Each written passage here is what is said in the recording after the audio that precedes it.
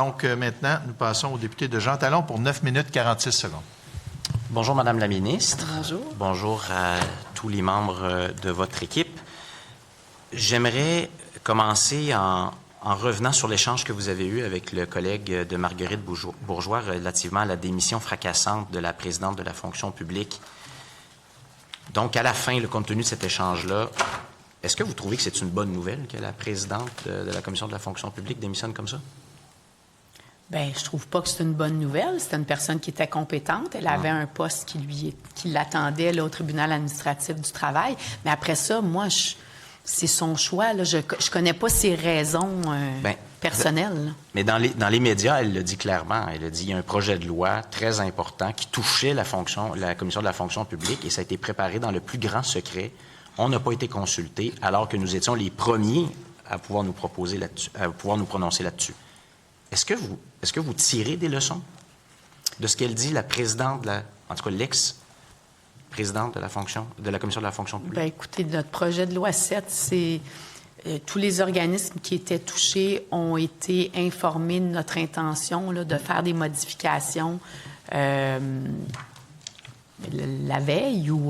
Mais il y a des choses qui étaient discutées par ailleurs depuis longtemps. Là. Pour plusieurs, c'était pas une surprise. Là.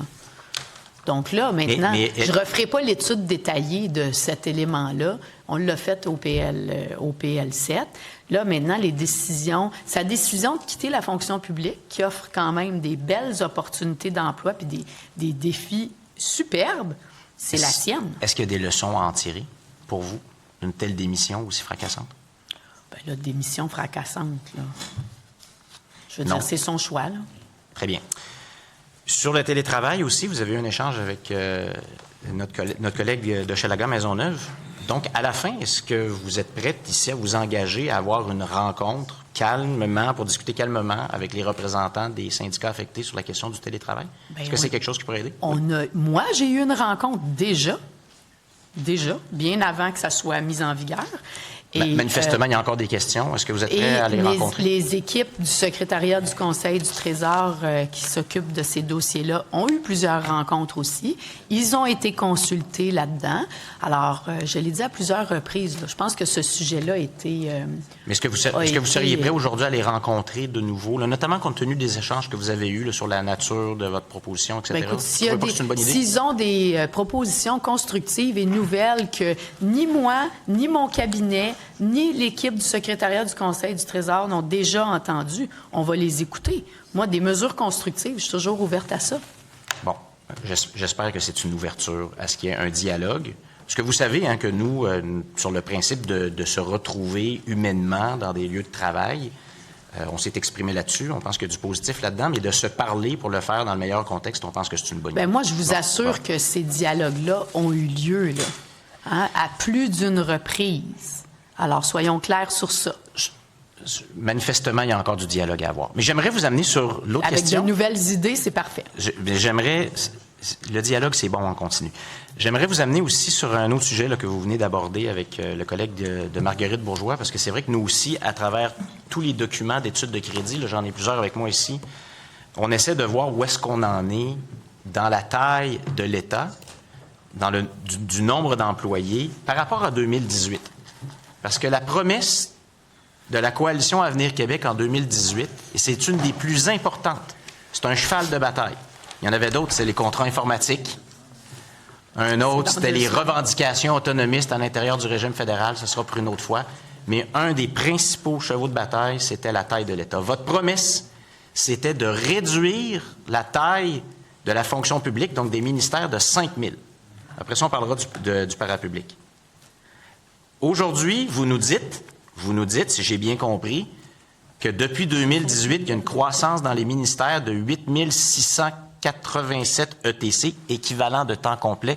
Pour ceux qui nous regardent, grosso modo, là, un nombre d'employés. C'est bien ce que vous nous avez dit tout à l'heure. Alors, promesse de moins 5 000 de la CAQ, croissance de plus 8 687. Est-ce que la CAQ a rempli sa promesse?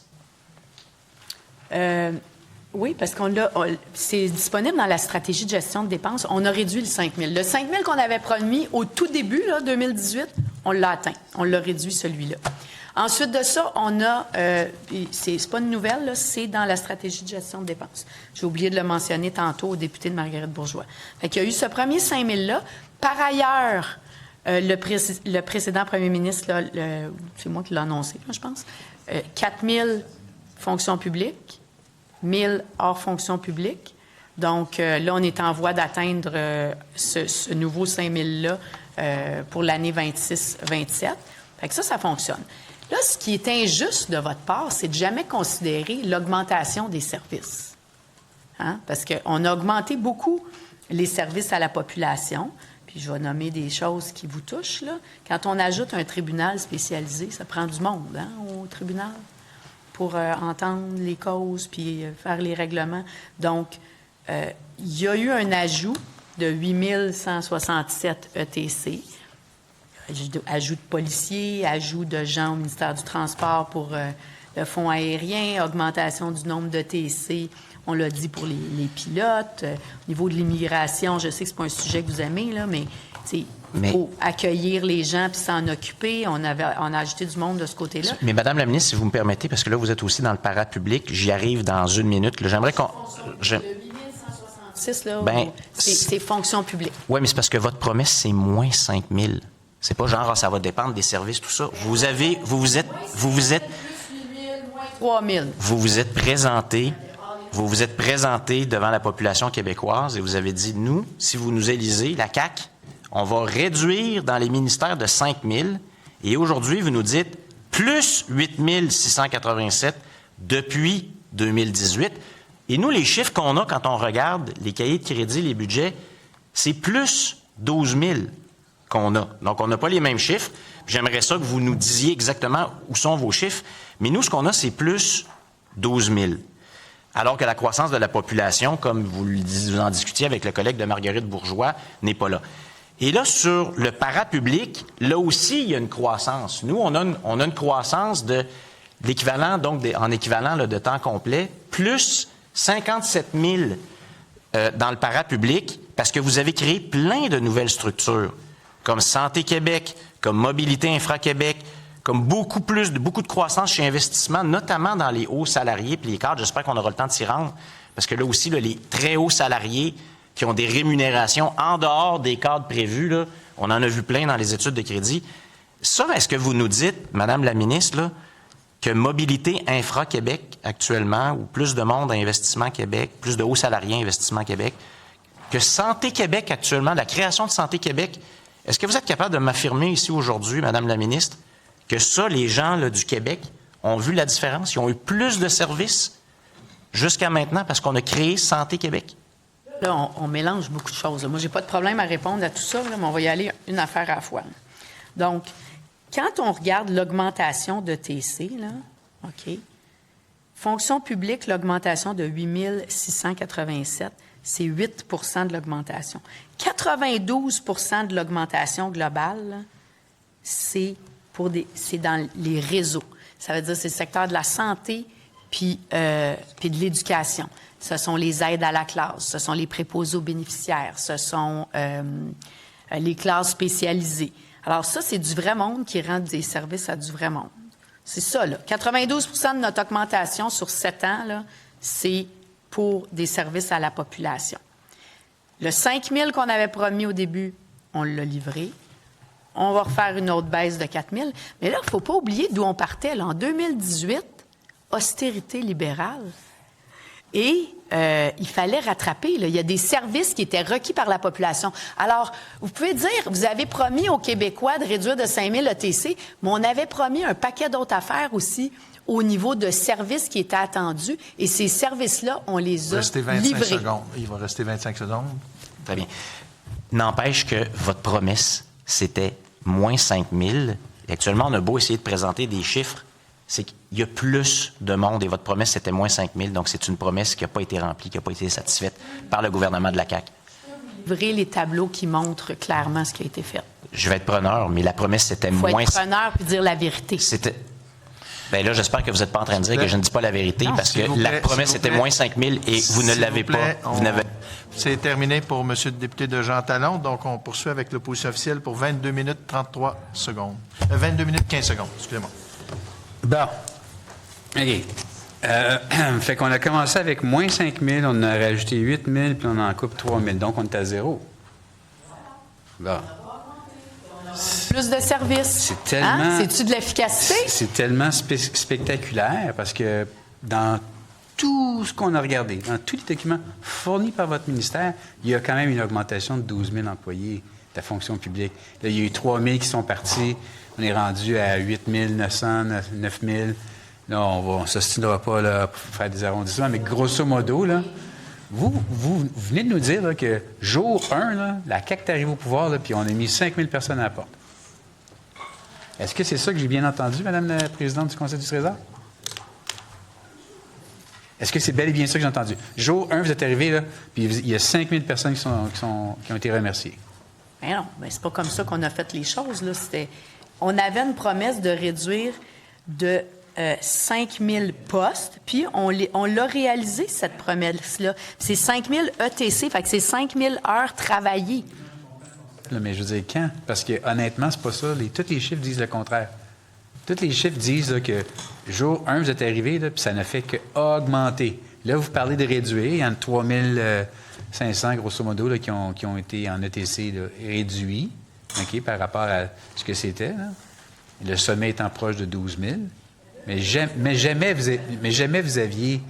êtes parti à le point de départ de 2018, là, soudainement, moins 5 000 ETC, plus 8 000 ETC, moins 3 000. Là. On n'est pas à zéro, là. On n'a pas fait du surplace dans les 8 ans caquistes. On a augmenté la machine. Tous les chiffres le montrent. Là. L'article de la presse, l'article du Devoir, les références dans les livres du budget du ministre des Finances. Les collègues ici veulent vous dire exactement la même chose que moi. J'essaie juste, là, on se perd peut-être dans les chiffres, c'est peut-être difficile pour les gens qui nous suivent, mais jamais il y a eu une réduction de la taille de l'État depuis 2018 sous le gouvernement de la CAQ. Augmenter plus. On l'a réduit, le 5 000.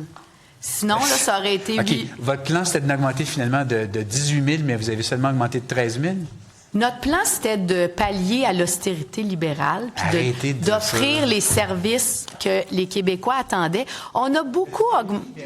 Vous avez des meilleurs services aux citoyens, comme vous l'avez dit, en termes de services de santé, nombre de professeurs, temps d'attente dans les hôpitaux. Tout était meilleur que là, sous la gouvernance de la CAQ. Là. Tout était meilleur. Bien, vraiment, vraiment meilleur. On n'avait pas un déficit, on n'a pas été décoté. On a été dans une situation où est-ce qu'on n'était pas du tout à la même place qu'on est actuellement. Les infrastructures étaient mieux entretenues. Il y avait un environnement plus prospère pour le développement d'entreprises. Donc, on va arrêter de parler de gimmick marketing là, qui a été étudié par d'autres partis. Là. Soyons clairs sur une chose. Depuis 2018, jamais vous avez réduit la taille de l'État. Monsieur le député de Marguerite. En absolu, depuis 2018. Notre 5 000, là, ça couvrait fonction publique hors fonction publique. Donc, l'ensemble de l'œuvre là, qui représentait en 2019 499 000 ETC, qui a augmenté à 608 000. Là, c'est sûr que c'est compliqué à comprendre, là, mais on a beaucoup augmenté les services. Ça explique. Puis on a... Tu sais, la main-d'œuvre indépendante, là, c'est pas nous qui l'avons inventée, là. Ça, c'était sous les libéraux, là, ça, la main-d'œuvre indépendante. Donc là, on l'a réduit. Mais si tu engages des infirmières puis tu les ramènes sur ton payroll, bien, ça augmente le nombre de TC. Ça, on a économisé des centaines de millions avec ça dans les 2 dernières années. Alors, ça, c'est un exemple concret d'augmentation de TC, mais de réduction des dépenses de l'autre côté.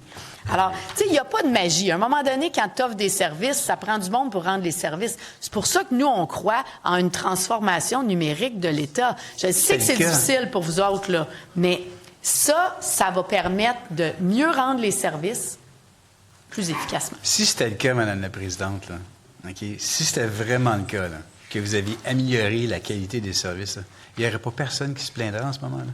Tout le monde serait content, vous seriez au sommet dans les sondages. C'est pas le cas, parce que justement, les gens se plaignent, parce que justement, les temps d'attente augmentent. On est dans cette situation-là où est-ce que l'État a été mal géré depuis 8 ans. On en arrive à cette conclusion, on n'est pas les seuls, tout le monde en parle, donc qu'est-ce que vous voulez que je vous dise? Parlons du sujet de la guerre contre le télétravail que vous faites, juste parce que je trouve ça intéressant.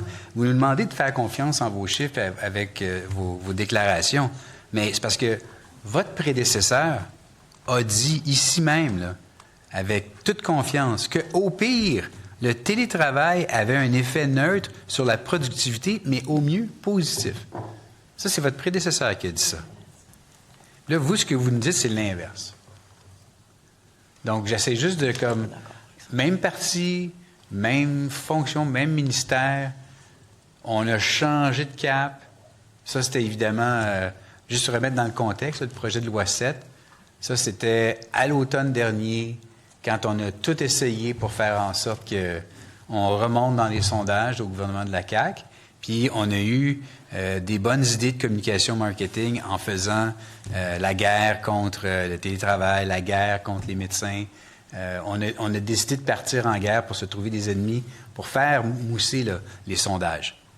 Et là, la résultante de ça, c'est que là, vous partez en guerre encore là, contre le télétravail, mais votre prédécesseur était constructive sur le télétravail. J'essaie juste de comprendre. Il y avait de la flexibilité. Là, maintenant, il n'y en a aucune flexibilité. C'est 3 jours minimum. Avant, il y avait un 2 jours, mais il y avait une flexibilité qui pouvait s'installer. Il va y avoir un paquet d'autres questions là, qui vont suivre. Là. Est-ce que je comprends bien là, que par rapport à votre prédécesseur, vous avez des positions totalement, diamétralement opposées en ce moment? Moi, je suis vraiment surprise d'avoir cette discussion-là avec vous, mais c'est parfait. D'ailleurs, vos questions, en tout cas, ne semblent pas aller dans le sens de ce que j'entends de l'Institut de développement urbain. Hein? Donc, êtes-vous en train de me dire que vous n'êtes pas en faveur d'un retour au bureau équilibré, d'une proposition qui est raisonnable? C'est pas là où est-ce que je vais en aller. J'essaie juste de comprendre. On a totalement changé de fusil d'épaule à la CAQ en même pas 1 an, parce que votre prédécesseur, qui était ici l'an dernier, avait dit, justement, ici, là, que le télétravail avait un effet neutre sur la productivité, au mieux positif. Puis vous dites l'inverse. Moi, je ne vois pas ça comme un changement drastique. Premièrement, je l'ai dit quoi tantôt, là? On a 30 des employés de la fonction publique qui sont au bureau 5 jours semaine. On était à 2 jours semaine dans la politique cadre. Et là, on augmente à 3 jours semaine. Je pense que quand ma collègue a dit ça, bien, elle s'appuie sur un rapport qui avait été fait. C'est pas des données qui sont... ça demeure très qualitatif là, comme appréciation, mais la vie a continué d'évoluer, puis l'environnement dans lequel on est a continué d'évoluer. Le fédéral a annoncé son retour au bureau. Les banques, vous connaissez ça, les banques, vous, monsieur le député de Marguerite-Bourgeois, ont annoncé des retours au bureau à 5 jours semaine. Alors, il y a une mouvance vers un retour au bureau parce que, oui, certaines tâches peuvent s'accomplir à la maison, mais il y a quand même une perte de créativité, d'initiative, Non, ça, c'est vous qui dites ça. Bien non, mais je vais juste faire une citation que vous avez dit. Non. On peut dire dans le corridor en vitesse, là, des fois, c'est pas toujours parfait. Mais je pense que depuis tantôt, j'exprime qu'il y a des bénéfices à se retrouver avec des collègues, à apprendre des collègues, à écouter ce qui se dit, à s'imprégner de la culture d'entreprise, à participer à des résolutions de problèmes qui ne sont pas les nôtres, mais parce qu'on est là, on est capable de contribuer. Je pense que tout le monde est intelligent là, puis comprend ce que je veux dire. Bien, je pense que les gens comprennent qu'il y a effectivement une certaine dynamique qui s'installe lorsqu'on est en travail présentiel par rapport à du travail en télétravail, ça c'est certain. L'enjeu n'est pas là. Moi, ma question, c'est d'essayer de comprendre comment se fait-il, encore une fois, là, c'est le même gouvernement. Il y a eu un jeu de chaises musicales, vous avez gardé la vôtre, tant mieux pour vous. Mais il y a eu un jeu de chaises musicales. On essaie de nous faire croire que c'est un nouveau gouvernement, mais là, ma question, c'est, OK, aujourd'hui, là, vous dites à peu près le contraire de ce que votre prédécesseur a dit, mais vous trouvez ça que c'est comme un peu normal. J'essaie de comprendre pourquoi. C'est quoi qui influence ce changement? C'est pas un changement drastique de position. La politique de 2 jours, là, elle avait été mise en place pour accompagner un retour progressif au travail après la pandémie. OK? Puis là, on est en 2026. Là, la pandémie est finie. Là. Et ce qui est intéressant, si vous suivez un peu ce qui se passe dans l'actualité, là, je vais vous dire ça. L'année 2026 là, marque vraiment un tournant où le bureau redevient la norme principale. Donc, on s'éloigne du modèle de télétravail qui était prédominant durant la pandémie. Alors, tu sais, c'est pas un changement drastique, c'est juste comprendre l'écosystème, voir ce qui se passe autour de nous, puis s'ajuster. Quand tu es au gouvernement, là, c'est pas tout est figé dans le béton, puis on peut pas s'ajuster, là. Bon, merci. Vous avez affirmé que les fonctionnaires avaient besoin, grosso modo, là, d'apprendre à vivre. J'aimerais comprendre. Bien, j'essaie de résumer vos mots, là. Est-ce que vous pouvez m'expliquer ce que vous voulez dire? Ou pourquoi, selon vous, ça a été pris hors contexte? Bien, en tout cas, je ne sais pas si vous vous faites poser souvent des questions dans les corridors de l'Assemblée nationale. Des fois, ça va vite. Tu n'as pas toujours les bons mots. Mais là, je vous inviterai à ne pas vous fier à un titre. Je vous inviterai à lire le reste de l'article. Je pense que j'ai été très, très claire dans mon propos. Puis la plupart des gens m'ont bien comprise. C'est ça. Je l'ai mentionné là, depuis tantôt. On parle de ça là, depuis 2 heures. Là. Les employés là, qui sont en poste régionalisé, là, qu'est-ce qu'on fait avec eux? Bien là, j'ai répondu à qui, donc? Je pense au député de Hochelaga-Maisonneuve, c'est ça. J'ai dit que le jugement, là, c'était encore de mise. Puis les gens qui ont choisi d'occuper un poste qui est régionalisé, bien, premièrement, il y a des exceptions, puis il y en a qui peuvent continuer de travailler en télétravail. L'autre chose, si il y a des situations particulières, bien, je les invite à communiquer avec leurs gestionnaires. Les gestionnaires ont des responsabilités plus grandes. Hein? Ils prennent des gens en charge, sont payés en conséquence, donc on s'attend à ce qu'ils prennent aussi, qu'ils aient le courage managérial d'organiser les affaires de manière conséquente et efficace pour leurs employés. Mais moi, je suis curieuse, monsieur le député de Marguerite-Bourgeois. Vous logez où, vous, en termes de télétravail? C'est un grand enjeu. Vous venez des banques. Mon rôle ici, c'est de vous poser des questions. Non, mais si vous avez une suggestion constructive, là, on va l'écouter. Bien, moi, ma suggestion constructive, c'est de s'assurer qu'on puisse avoir une fonction publique qui est efficace, qui performe, puis que les Québécois en ont pour leur argent.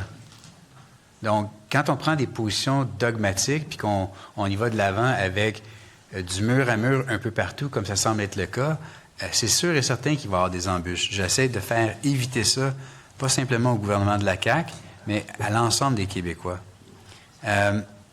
Évidemment, là, vous avez sûrement entendu parler des mêmes commentaires de la part de certains fonctionnaires. Ils s'en vont au bureau maintenant faire des Teams avec d'autres mondes, dans le même bureau ou dans d'autres places, dans d'autres succursales du gouvernement. Je pense que je peux-tu finir ma question? Je pense que c'est efficace là, d'avoir des Teams, mais est-ce que c'est une obligation pour tout le monde là, de se déplacer au bureau pour faire des Teams ou il aurait pu faire des Teams de chez eux? Il faut me connaître, là. Je pense que vous me connaissez assez. Là. J'ai certainement pas... il n'y a certainement pas une approche dogmatique de mon côté.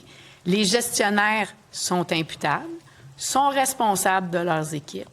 Puis, ils ont aussi la responsabilité de regarder comment les choses s'organisent, puis de faire en sorte que leurs équipes s'organisent de manière efficace. Alors, de lisser le temps au bureau, de s'assurer que les équipes pertinentes sont au bureau en même temps.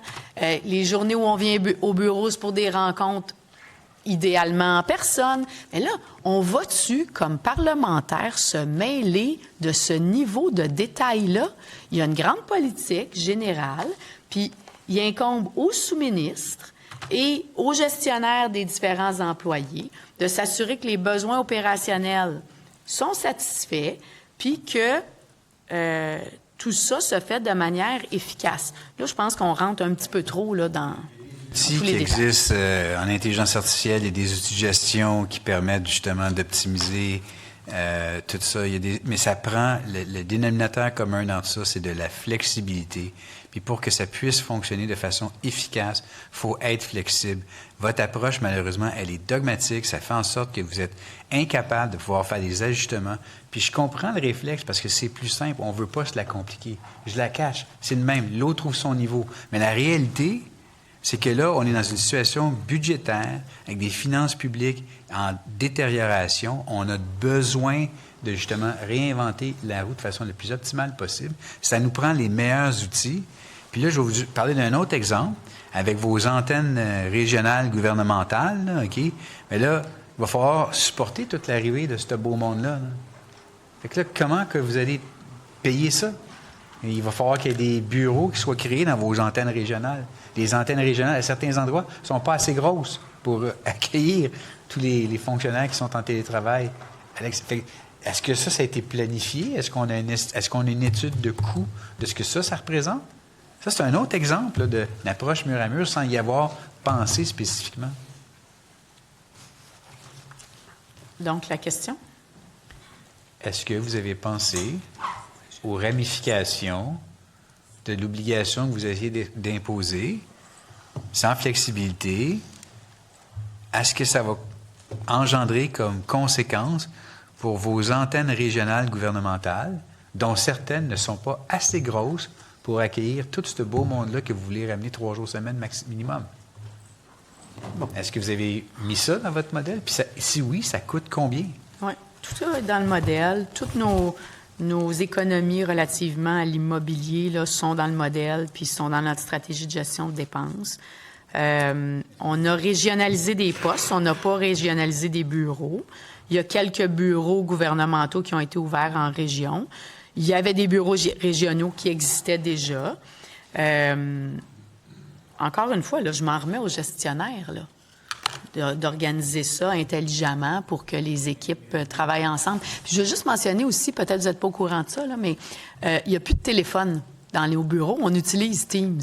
Donc, tu sais, ça se peut aussi que dans les commentaires qu'on entend, on est toujours sur Teams. Bien, peut-être, parce que le téléphone, là, c'est Teams maintenant. Donc, je veux juste nuancer. Mais justement, dans ces antennes régionales-là, où est-ce que l'équipement n'est pas suffisant pour répondre à l'arrivée des 3 jours semaine? Là, vous me dites... Moi, je pense que c'est anecdotique, ça. Non, c'est pas anecdotique, là. Responsable de ces employés-là, puis je m'attends à ce qu'ils fassent leur travail convenablement, puis que les employés qui sont à tel ou tel endroit aient les outils dont ils ont besoin pour réaliser leurs tâches. Moi, je me mets à la place là, de la personne qui vous épaule dans ce dossier-là, puis je me dis, elle va sûrement se faire poser la question sur ce genre d'exception-là, parce que ça, c'est comme le gorille dans l'ascenseur, là. C'est assez gros, que comme là, on est dans une situation où il va falloir qu'on dépense plus, là. Il va falloir qu'on dépense plus pour accueillir ce monde-là. Fait que minimalement, avoir été quelqu'un qui travaille dans votre équipe, là, je vous aurais fait faire le calcul. Là, vous ne l'avez pas. Puis c'est une question qui est légitime. Combien ça coûte de plus? De quoi? La régionalisation des 5000 postes? Ou le télétravail? Les antennes régionales gouvernementales vont falloir qu'elles soient adaptées pour accueillir... On a en masse de place en région pour accueillir tout le monde. Il y a 60 quelques bureaux régionaux. Et il y a amplement de place. Il y a des régions où est-ce que l'antenne n'est pas assez... Il va falloir que les gens conduisent plus loin que l'antenne la plus proche pour se rendre. Il va y avoir de ça. Donc, ces gens-là ont des supérieurs, j'imagine? Ils relèvent de quelqu'un? Bien, il relève de vous, ultimement. Là. Fait que Ben, donc, il relève de... La question, là, OK, c'est de savoir combien ça va coûter. Est-ce que vous avez fait minimalement une étude d'impact? On a eu cette conversation-là souvent, là, durant le PL7. Étude d'impact, non, c'est pas fait. Étude d'impact, non, c'est pas fait. Encore une fois, ici, on a une autre situation où il aurait dû avoir une étude d'impact. Elle n'a pas été faite. C'est ça que je comprends? Ah, c'est excellent comme ligne là, pour pouvoir prétendre qu'il n'y a pas d'études d'impact, mais je peux vous dire une affaire, qu'au Trésor des études, il y en a. OK. Alors, ça, n'ayez aucun doute là-dessus. Il n'y a pas de coût additionnel. Les bureaux, y existent. Les gens qui sont en région, qui veulent aller au bureau, qui peuvent aller au bureau, ils vont au bureau, puis dans d'autres cas, ils s'organisent avec leurs supérieurs, puis ils travaillent de la maison. Je suis extrêmement surprise de ce genre de conversation avec le Parti libéral. Mon Dieu, où s'en va-t-on? Moi, c'est une question de savoir si on gère bien, puis si on planifie bien, puis si on exécute bien. La question est simple. Il n'y a pas eu d'étude d'impact qui a été faite pour, justement, le coût que ça va engendrer. Donc, oui, effectivement, le Parti libéral du Québec gère bien ou pense bien être capable de gérer en ayant justement la prévisibilité nécessaire pour être capable de... Ça coûte combien? On n'a pas de réponse. Vous auriez dû la poser, je ne sais pas c'est quand vos crédits sur le PQI, puis les infrastructures, parce que ça relève de la SQI, l'aménagement des bureaux, et c'est la SQI qui a toutes fait ces analyses-là. Mais c'est pas vous la présidente du Conseil du Trésor? La SQI relève de finances. Oui, je sais ça, mais je veux dire... C'est ça. Oui, bien nous, on était très à l'aise. Là, l'étude, je ne l'ai pas avec moi. On peut vous fournir ça aussi. La présidente du Conseil du Trésor est supposée avoir le tablier complet de tout ce que tout coûte. OK. On était en accord. Comme je vous ai dit, la stratégie de gestion de dépenses prévoit des économies annuelles en matière de réduction d'espace bureau. Et notre politique de télétravail à 3 jours semaine sur l'ensemble du territoire n'occasionne pas de coûts additionnels. Ça, vous me le dites là maintenant, là, à 4h33 en ce 13 mai, là, ça ne coûte pas rien de plus. Dans l'ensemble de ma stratégie de dépenses, tout ce qu'on fait pour réduire le nombre de pieds carrés d'espace bureau va me procurer des économies qui sont prévues. Est-ce que d'augmenter le nombre de pieds carrés pour tel ou tel ministère, parce que là, à 3 jours semaine, il y a plus de monde, oui, ça augmente les coûts. Mais all-in, je vais aller chercher quand même les économies qui étaient prévues pour mon retour à l'équilibre budgétaire. Et oui, c'est une volonté de revenir à 3 jours semaine. On vit dans un monde où les choses ont changé. Puis en 2026, il y a un retour au bureau. On était à 2 jours, on passe à 3 jours. C'est très, très, très, très raisonnable. C'est tout le temps sur cette section ce segment pour le député de Marguerite-Bourgeois. Maintenant, nous passons au député de Hochelaga-Maisonneuve pour 15 minutes 5 secondes. Merci, Monsieur le Président. Madame la ministre, projet de loi 990, j'ai fait d'imprimer une copie. C'est le fameux projet de loi que j'ai déposé, puis on a vérifié, vous étiez présente, vous avez même voté pour le dépôt de mon projet de loi. Imaginez-vous donc. Alors, je vous en donne une copie, vous pourrez en lire dans votre lecture de chevet, je suis sûr que ça va vous intéresser. Je veux vous parler d'un rôle qui est important pour celui que vous occupez, qui est les négociations. Vous n'avez pas participé nécessairement aux grosses négociations là, de la fonction publique, c'était votre prédécesseur qui était là, mais vous êtes quand même donc en fonction. J'aimerais savoir, en ce moment, au moment où on se parle, parfait, combien de négos sont en cours au ministère? Un instant. Vos équipes travaillent sur combien de négociations? Un instant. Là, on a 99 de nos négos qui sont réglés. Donc, Okay. s'il en reste 1 ça fait un chiffre nominal de... Ça fait un chiffre nominal. Une trentaine de groupes. Une trentaine. Okay. Ouais. C'est quoi la plus ancienne, celle qui date? La date la plus éloignée d'aujourd'hui? Attendez, là, on va regarder ça. On va regarder ça. La plus ancienne. On cherche ça, ça ne sera pas très long.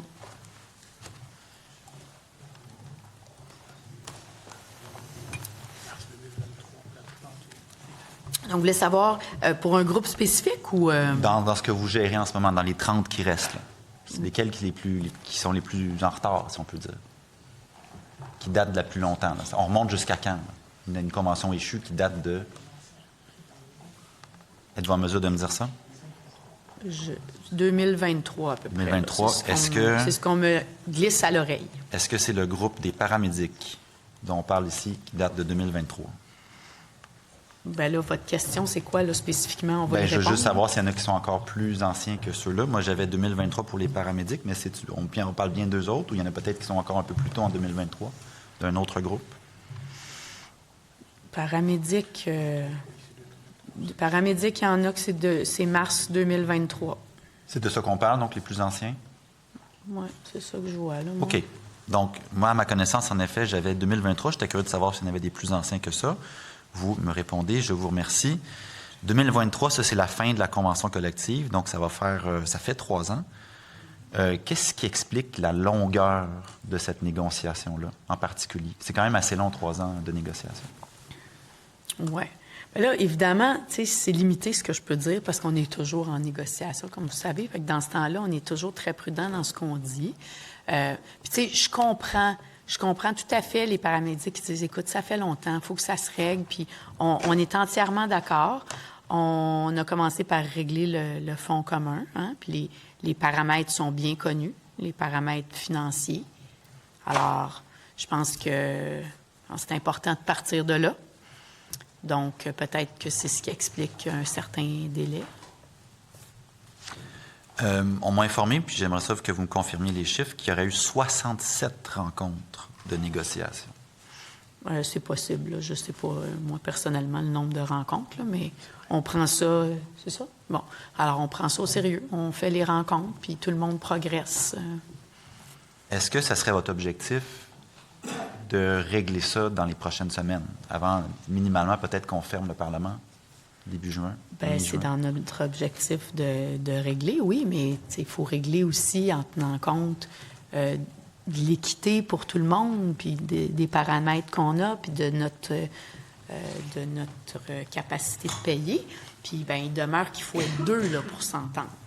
Alors, mais moi, on est tout à fait de bonne foi là-dedans là, pour trouver des solutions. Là. Qu'est-ce qui seraient des éléments clés qui vous permettraient d'atteindre une entente? Bien, là, si vous voulez, je vais laisser la négociation avoir lieu à la table. D'entrée de jeu, j'ai dit qu'il y avait un cadre financier qui était connu, les paramètres. Comme je l'ai mentionné, on a réglé avec 99 des groupes. Alors, il faut que ce soit équitable pour tout le monde. Là.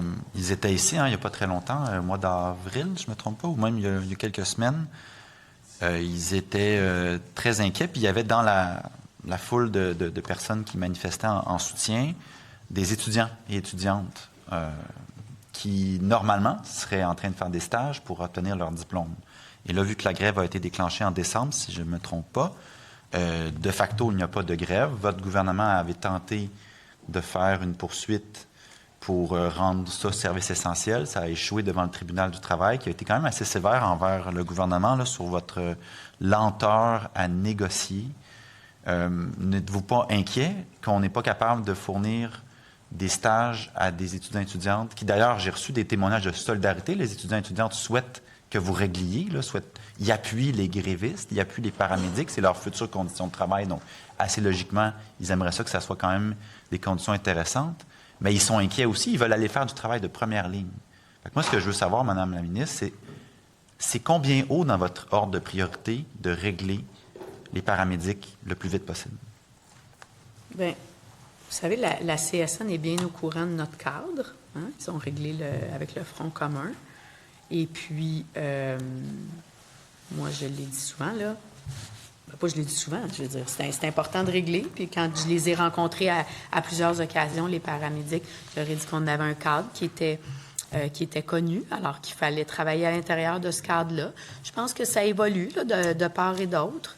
Et puis, je pense que c'est important de rappeler que c'est un service essentiel, puis qu'il n'y a pas d'enjeu pour la population, puis qu'en cas d'urgence, ces services-là sont essentiels, puis seront rendus.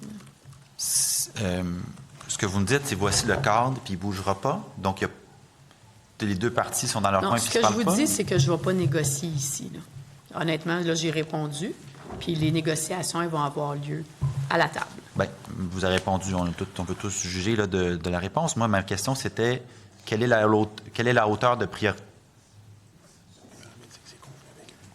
Ma question, c'était c'est haut combien dans votre liste de priorités? Là-dessus, est-ce que vous êtes prête à vous impliquer personnellement dans cette négo-là pour trouver une solution? On a réglé avec 99 des groupes. Je veux régler avec les autres groupes. dont les paramédics. Parce qu'à ma Ça connaissance... fait longtemps qu'on se parle, puis on veut intensifier les discussions avec eux. Puis ces discussions-là, le contenu de ces conversations-là, je les garde pour la table de négociation. À ma connaissance, votre prédécesseur n'hésitait pas à aller, parfois, pour essayer de régler quelque chose, se pointer donc Ouais. directement. Est-ce que vous suivez mon horaire? Est-ce que vous savez si j'ai des conversations? Bien, c'est pour ça que je vous pose la question. Bon, bien, chaque fois que j'ai croisé des paramédics, j'ai eu des conversations avec eux. J'ai des conversations avec mes équipes. Puis, on va faire ce qu'il faut faire pour régler. Puis pour nous, tous les groupes sont prioritaires. Parce que là, la fin de session du cégep achève, là. C'est quoi, mi-juin, fin juin, fin de session du cégep? On va l'échapper, là, le stage. On va avoir perdu une cohorte. Vous dites qu'on va l'échapper. C'est pas moi. Oui, je comprends. Là, j'essaie de vous transmettre l'urgence de la situation, qu'on va échapper une cohorte complète de jeunes paramédics qui n'auront pas leur diplôme parce qu'ils n'auront pas fait leur stage. Bien là, je suis obligée de vous dire, puis vous connaissez ça mieux que moi, les syndicats, là, c'est eux qui font le choix des moyens de pression. Alors, c'est leur choix, leur moyen de pression. OK. Je vais vous dire que je suis un peu inquiet. Je ne peux pas dire que je sens l'urgence dans vos réponses. Nous, on est prêts à régler s'ils sont prêts à régler. Ben oui, mais s'ils respectent votre cadre puis il n'y a rien d'autre, c'est ça? En tout cas, on va souhaiter le meilleur puis on va souhaiter bonne chance à tout le monde. Sur les coupes dans la fonction publique, on a eu j'ai assisté aux échanges de quelques instants. Moi, je veux bien comprendre les chiffres. Moi, j'avais compris que vous aviez une cible de 5 000 ETC sur 2 ans, puis que vous aviez ventilé 2 000 pour 25-26, puis 3 000 pour 26-27, c'est bien ça? On avait une première cible en 2018 de 5 000 ETC, puis on voit très bien qu'elle a été, là c'est dommage que le député de Jean Talon ne soit plus là, mais elle a été atteinte. Et c'est dans la stratégie de gestion de dépenses de 23-24. Il y a 381 millions de dollars qui ont été économisés grâce à la réduction d'un premier 5 000 ETC. Ensuite de ça, l'année dernière, on a dit qu'il va y avoir un autre 5 000 ETC. 4 000 fonctions publiques, 1 000 hors fonctions publiques. Donc, sur ce 5 000-là, il y en a 3 000... 540. Ça? C'est ça? Il y en a 3 106 qui ont déjà été réduits pour la fonction publique, puis il y en a 434 pour le hors fonction publique. Donc, sur notre cible de 4 000, on a 3 106. Sur notre cible de 1 000 hors fonction publique, on a 434. Pour un total de 3 540. Pour un total de 3 540, c'est ça, sur 5 000. C'est ça. Que faisaient ces gens-là? Que faisaient ces gens-là? On va me dire ça. Hein? Parce que c'est nombre d'heures, des fois, c'est des postes. En fait, ça, le plus gros, c'est des postes qui n'ont pas... des départs à la retraite, postes qui n'ont pas été comblés, répartition autrement de la tâche des tâches de travail, réduction de la bureaucratie, temps qui a été libéré pour faire autre chose. Donc, tu n'as plus besoin peut-être de X, Y fonction. Réduction du temps supplémentaire. Réduction aussi, il y a le réaménagement du temps de travail, donc réduction du nombre d'heures des semaines de travail. Fait qu'on pouvait passer de 35 heures à 32 heures et demie ou de 37 à 35. Alors là, on réduit des heures, on fait notre semaine sur 4 jours au lieu de 5 jours. Fait que tout ça, c'est des mécanismes qui ont permis de réduire le nombre d'heures travaillées. À notre avis, sans affecter les services à la population. Parce qu'il ne faut pas oublier, on a eu une longue discussion sur l'augmentation du nombre de TC pour augmenter les services à la population. Là, ce sur quoi on travaille, c'est l'efficacité, la bureaucratie, enlever les tâches qui sont inefficaces ou qui n'apportent pas la valeur ajoutée qui était souhaitée. On parle souvent de bureaucratie depuis tantôt, puis je ne peux pas m'empêcher d'avoir en tête toutes les discussions que j'ai eues avec vos collègues dans le milieu, les ministres qui sont responsables de différents programmes dans le milieu communautaire où le milieu communautaire est enseveli de documents et de reddition de comptes et de dépôts. Ça serait bien de s'occuper de ce volet-là aussi que vous évoquez dans la bureaucratie et pas juste des personnes. Vous m'avez donné une orientation générale d'une méthodologie que vous avez utilisée pour atteindre ce 3540 ETC, mais je vous relance encore une question plus pointue. Est-ce qu'il y a des titres d'emploi, des titres d'emploi dans des ministères en particulier? J'aimerais ça avoir une idée pointue des gens dont on n'a pas renouvelé le poste ou qu'on a aboli le poste? On regarde ça. Merci. On regarde ça.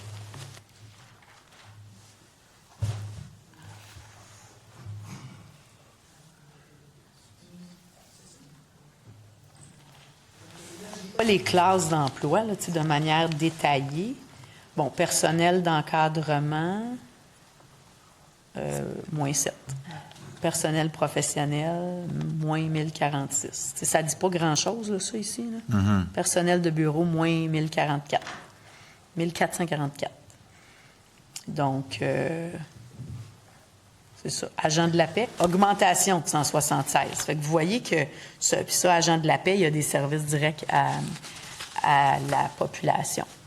Alors, tu sais, nous, en fait, ce qu'on a fait, puis on n'a pas envoyé une directive à qui que ce soit aller sur telle classe ou telle autre classe. On a demandé au ministère de faire un exercice pour s'interroger sur... moi, j'ai dit, tu sais, de quoi vous avez besoin comme fonction publique en 2030, 2035 pour bien rendre les services à la population? Donc, interrogez-vous sur ça, puis... revenez-nous avec vos propositions. Alors, chaque ministère a pris les décisions qui étaient pertinentes pour eux, compte tenu des services qu'ils ont à rendre. Là. Puis, il va falloir collectivement se demander comment on veut rendre les services. Est-ce qu'on veut continuer avec le fax puis le papier ou on va innover puis on va adopter de la technologie qui va nous permettre d'être plus efficaces? Donc, vous me dites que quand vous avez préparé ce plan d'attrition, vous n'avez pas donné des cibles? Vous avez le 5 000 là, de tantôt, ou je ne me souviens plus du chiffre exact, le 4 000 plus quelques genres en fonction. Ce chiffre-là de 4 000, il n'est pas sorti d'une boîte de Cracker Jack. C'est vous qui l'avez mis au jeu, puis après ça, vous avez dit chaque ministère doit trouver des cibles qui vont cadrer dans ce 4 000. Mais ce 4 000-là, vous l'avez déterminé comment? Des cibles à chaque ministère, mais après ça, ils ont fait leur plan. Là, oui, mais le 4 000, le total d'origine, vous l'aviez ventilé après, d'accord, mais le 4 000 d'origine, il trouvait comment? Il y a un 2 000 que ma prédécesseur avait annoncé, un autre 2 000, c'est moi, puis tu sais, ça aurait pu être un chiffre différent. Là. Je pense que c'est un chiffre qui était raisonnable aussi. Ça correspondait aussi, grosso modo, à l'attrition, plutôt, c'est ça, hein, les départs à la retraite. Il y a à peu près 2 000 départs à la retraite par année. Fait que, veut pas, puis dans ça, il y en a qu'il fallait remplacer dépendamment des postes occupés, mais c'était comme une réduction assez naturelle de la fonction publique, sauf que là, il y a l'exercice se faisait de dire, OK, tel poste, je veux le remplacer, tel autre poste, je ne le remplacerai pas parce que mes S'il y avait opérations... juste eu 1000 départs à la retraite, vous auriez vu votre chiffre à la baisse, ça veut dire? Ben là, je sais pas, là, c'est des suppositions. Là. C'est un chiffre qui est raisonnable. En fait, je pense que ce que ça montre, c'est que c'était très certainement pas un coup de hache, là, c'était raisonnable. Puis mon but, là, en tout cas, notre but, c'était de faire ça de manière structurée puis je l'ai dit souvent, chirurgicale, pour que ça tienne la route. Merci beaucoup, Madame la ministre.